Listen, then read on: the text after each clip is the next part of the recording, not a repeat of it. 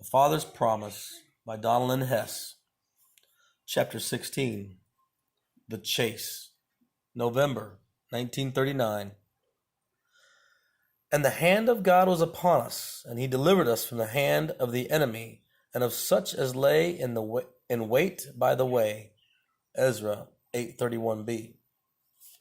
Rudy's father had instructed him to go to the place of rendezvous as quickly as possible and wait. So, determining to put everything else from his mind, he pulled the instructions he had been given out of his pocket and looked them over carefully. From what he could tell, he would find his initial clue close to the place where he had watched the sunrise, for he had been told to take the most direct path from the point of escape to the edge of the woods. From this point, he was to continue moving forward into the forest until he found a red woolen scarf tied to a low-hanging branch. If the scarf was knotted, he was to go to the left. If it was merely wrapped once about the branch, he was to go to the right. He would find a second tree in one of these two directions.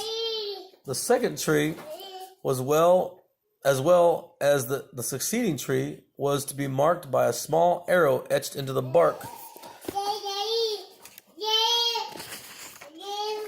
near the ground. The arrows would indicate his direction. By following the path of trees, he would eventually reach the meeting place, located on the bank of a river.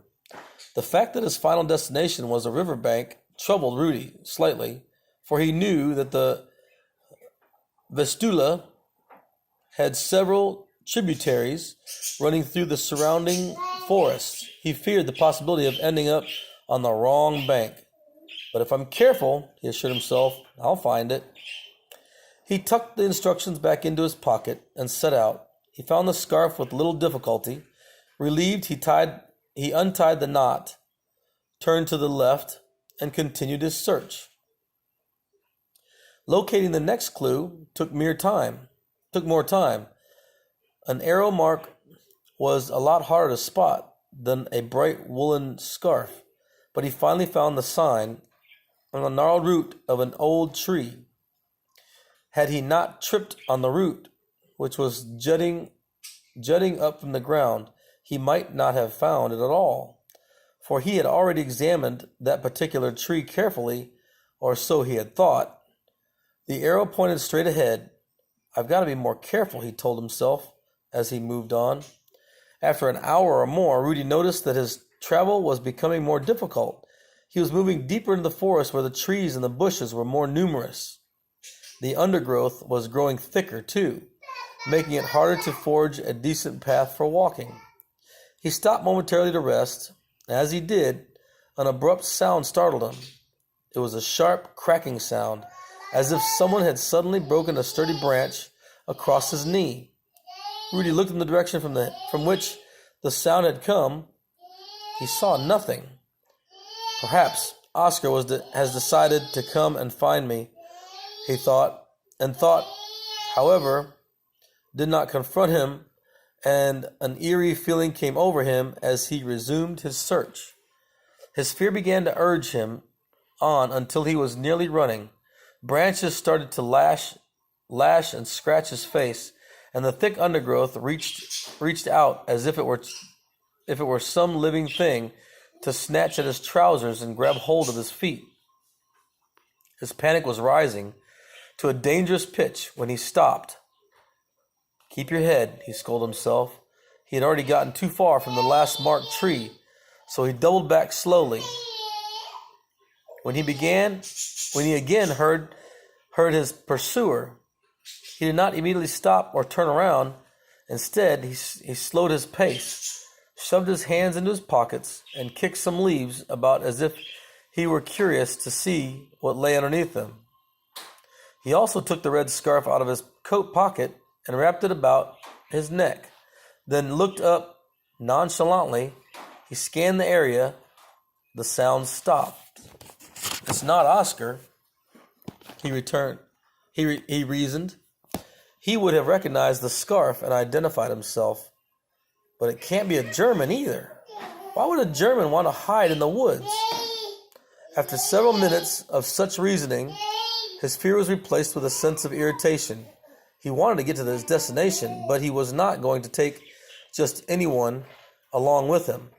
Leaning up against one of the trees, he decided to wait until whoever it was showed himself or moved on.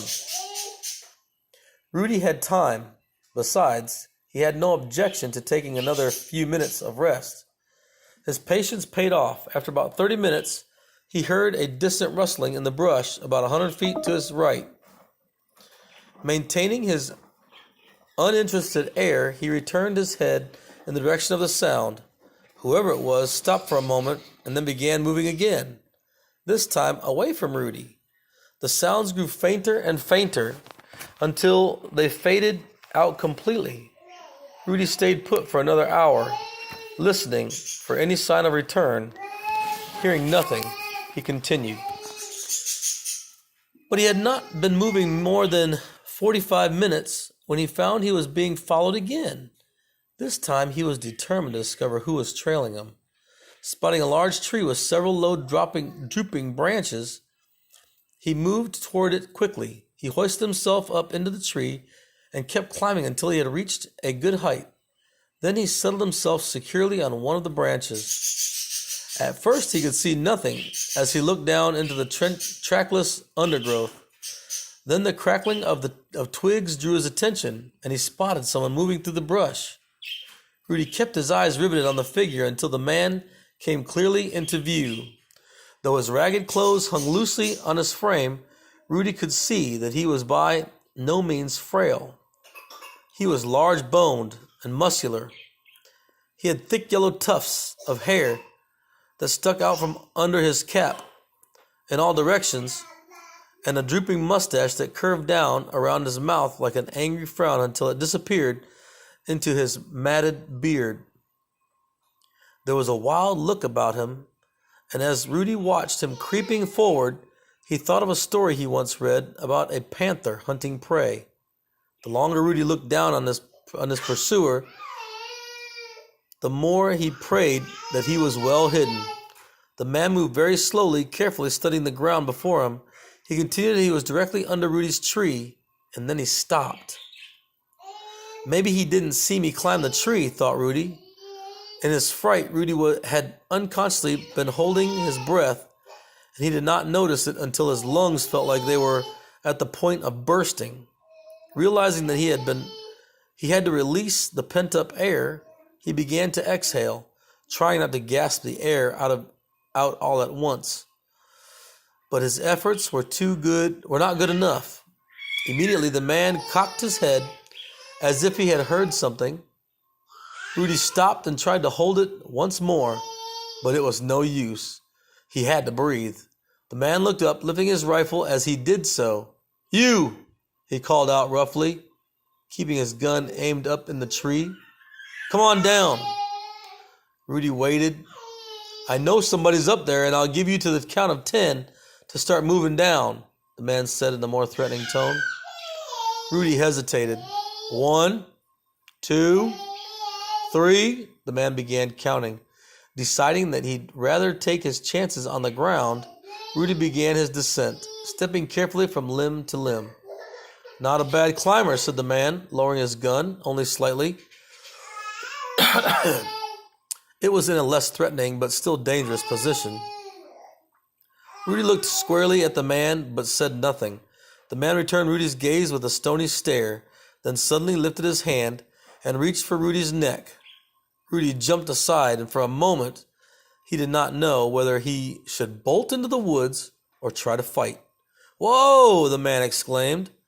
Then in a tone of undisguised sarcasm he added, "If you want it that badly, you can have it, though you might try asking for it rather than simply taking it." "Taking what?" said Rudy, cautiously. "My scarf," the man replied. Rudy's anger rose. "This is your scarf?" "Whose did you think it was?" said the man. Rudy did not answer. He simply whipped it off and tossed it to him. The man wrapped the scarf about his throat. "You're a friendly one. What can you expect when you got a gun poked in your face, said Rudy sullenly. The man turned the gun away from Rudy, and he let it rest comfortably on the crook of his arm. Thank you, said Rudy, rather insincerely. So you're Rudy, he asked, but it was not really a question. Rudy nodded. I'm Oscar, the man said, and he surprised Rudy by holding out his hand. Rudy took it grudgingly, then blurted out, Why didn't you just come up to me? Why'd you have to come sneaking up behind me? Who was sneaking up on you? Oscar demanded. Well, I sure wasn't sneaking up on you, said Rudy. You found me up in that tree, remember? That's right. Looking right down on me, said Oscar. How in the world was I to know that it was you up there? Because you've been following me for the past 2 or 3 hours, answered Rudy. Oscar glanced down at him sharply. You're out of your mind, boy, he said. You've been in the forest too long, or not long enough, it looks like. They both stood looking at each other suspiciously for a few moments. What were you doing behind me then? Rudy asked, becoming more civil. I was tracking a rabbit for lunch, said Oscar, which, by the way, I lost. Rudy could tell that he was genuinely disappointed. Who was following me then? Asked Rudy. That's what I'm wondering, said Oscar, revealing a hint of unexpected concern. Maybe it was another resistance fighter. One like you. No, I don't think so. They'd have no reason to follow a boy. They would have either ignored you or asked you if you needed help. It couldn't have been a German, said Rudy. They don't need to hide in the forest. Oscar shot him a glance. They're not hiding, he said. They know you're out here. They know, and believe me, they're trying to find us. They've started sending some of their men out to comb this forest nearly every day. You mean it could have been a Nazi chasing me? Cried Rudy. Well, that's the only thing I can think of. Still, it doesn't make sense. If it had been a German, I doubt I would have found you in that tree, unless... He stopped and looked around cautiously. When was the last time you heard someone following you, besides me? He asked, turning back to Rudy. Well, said Rudy, I guess it would have been a couple of hours ago. At that time, I sat down to see if whoever it was would approach me. You mean you just sat down and waited for this person to come after you? Oscar said incredulously. I figured it was the only way, said Rudy. I didn't want to keep looking for clues with some stranger watching, but I didn't want to get off the trail either. I'll say this for you, said Oscar. You've got guts. Rudy started to smile, but caught himself. Don't give me too much credit. I thought it was you at first, remember? I even tied that scarf about my neck, thinking that you would recognize it. Oscar rewarded his honesty with a cynical laugh. I said you had guts, not brains. But that's all right. As long as you have guts, I can help you with the brains. It was obvious that Rudy's crusty friend was not slow to anticipate his own talents. Anyway, Rudy added, after about 30 minutes, I heard whoever it was move away. I stayed an extra hour to make certain that I didn't hear any more. Then I got up and went on. I'd gone about an hour when I heard you behind me. And that's when you climbed a tree to see if you could catch a glimpse of me, asked Oscar. Rudy nodded. Do you think maybe it was a German following me, hoping that I might lead him to you or some other soldiers? Asked Rudy. That's what I was thinking. Oscar gave a wry grin. Guess you've got some brains after all. But why would he give up? Asked Rudy. Don't know. It's not much like a German, is it? Surely isn't. Sure isn't, Oscar agreed, especially not a German who's tracking someone, he added. All I can say, boy, is you ran into one who either had lost his mind or who was struck blind when you sat down against that tree. Still, there's no guarantee that he won't be back, so we better get moving." "Where exactly are we going?" asked Rudy. "Wait and see," said Oscar. Unwilling to take chances, Oscar not only took an indirect route, but also left an intricate network of confusing tracks behind them. He doubled and redoubled his path until Rudy feared to lose sight of him. "That German would have to be a genius to follow your trail," Rudy commented. "Then we're safe, sure enough," Oscar said. By the time they finally reached Oscar's hideout, it was late in the afternoon. Rudy was ravenous, and he was glad when Oscar turned to him and said gruffly, "I'm starving. Never did get lunch.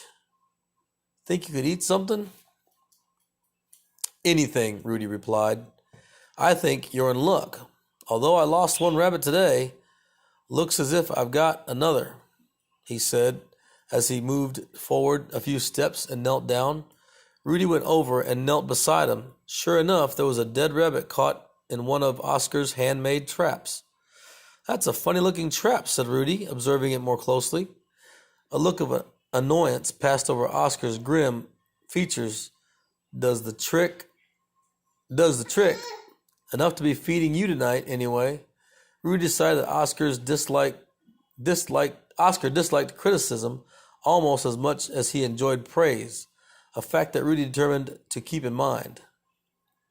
"There's another good thing about this trap," Oscar continued. "It kills the game instantly, and that's important. It's cruel to use a trap that simply maims the creature and leaves it suffering for hours. Remember that," he said. Then he turned and without further comment sat about the task of skinning and cleaning the rabbit.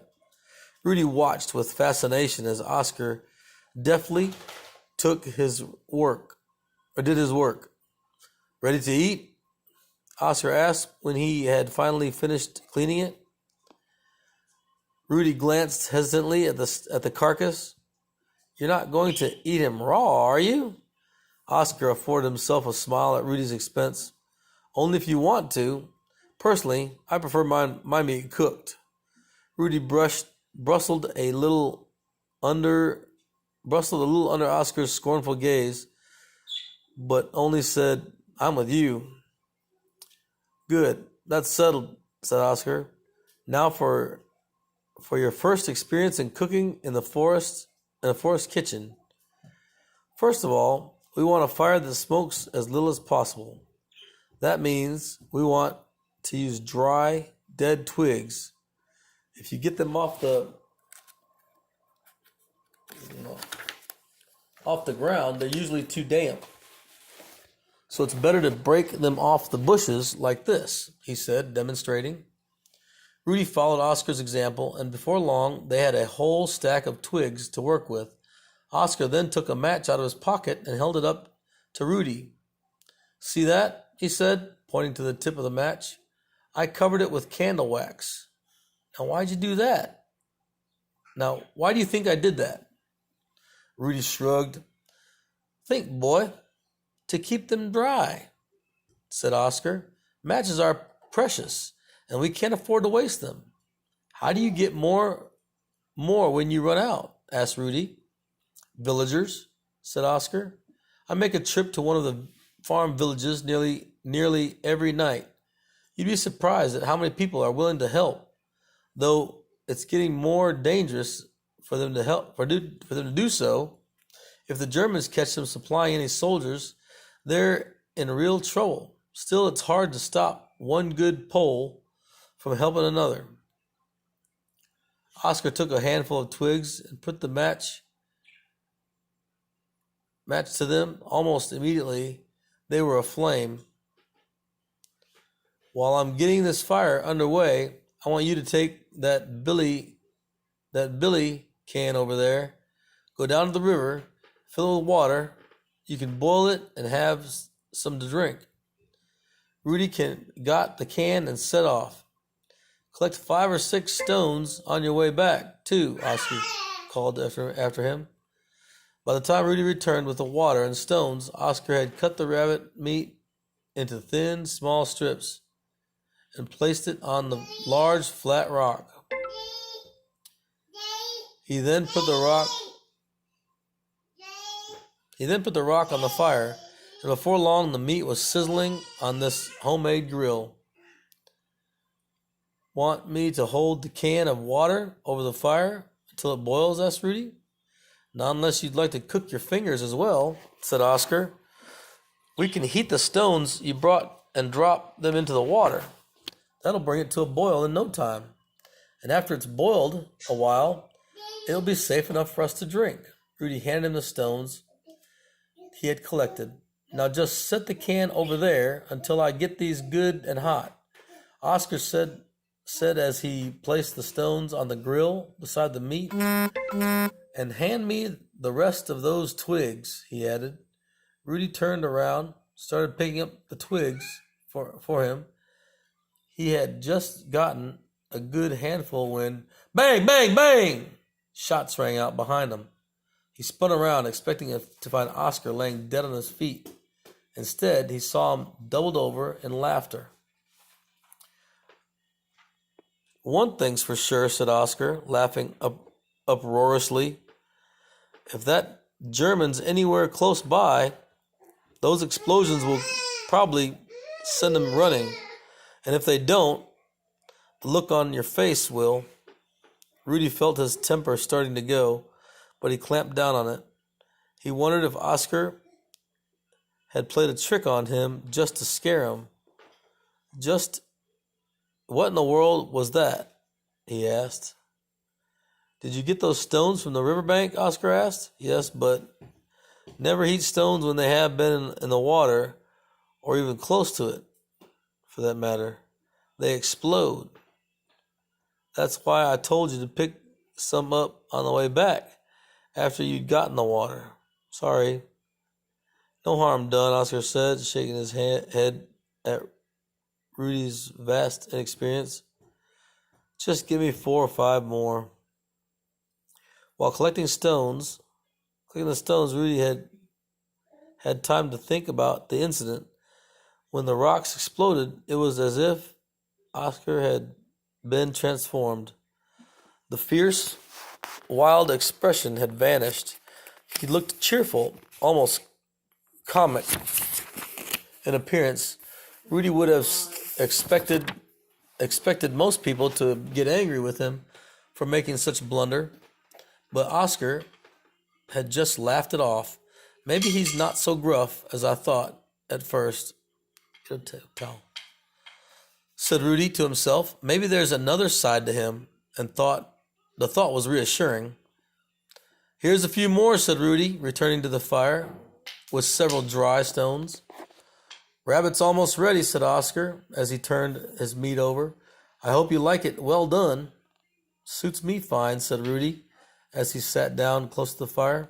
Oscar put the new stones on, heated them, and used them to boil the water. Once it was purified, he poured some into 2 small mugs made of bark. He gave one to Rudy and set the other one down for himself. How long has it been since you've eaten meat? He asked as he served up the rabbit. Too long, Rudy replied. Better take your time then and chew it.